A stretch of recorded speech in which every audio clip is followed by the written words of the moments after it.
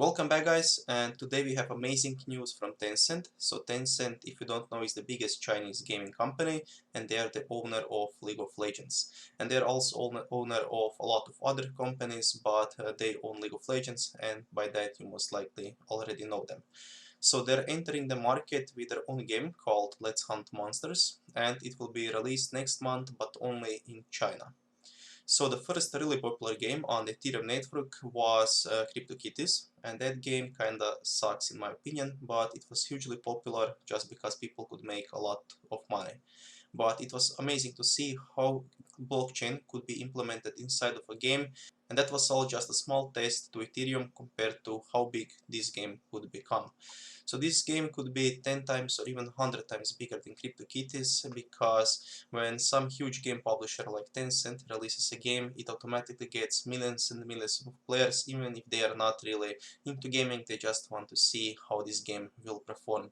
But this could also totally cripple the Ethereum network, but it will also be a huge way for Ethereum developers to prove themselves and to show us that they can run the Ethereum network stably even with 100 times or even with 1000 times more users.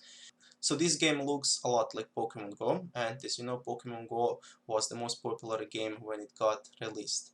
But this game will only be released in China, so maybe it doesn't get the popularity of the Pokémon Go, but even if it gets like 10% or 20% of that popularity, it could be insanely huge. And this could all also be just a test for Tencent, and if that goes really well and they make a lot of money in that, just imagine what would happen if they would implement blockchain into League of Legends. So League of Legends already has tens of millions of users, and if this goes well, this could be a huge chance for them to get introduced into cryptocurrencies and to maybe get a little more knowledge about all of that.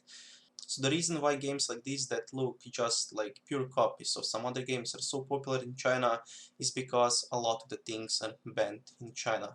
So I visited China 1 year ago for 2 weeks, and you can't use almost anything over there. There is no Google, there is no YouTube, there is no Facebook, there is no so many sites that you use every day that you would maybe just go insane without all of that.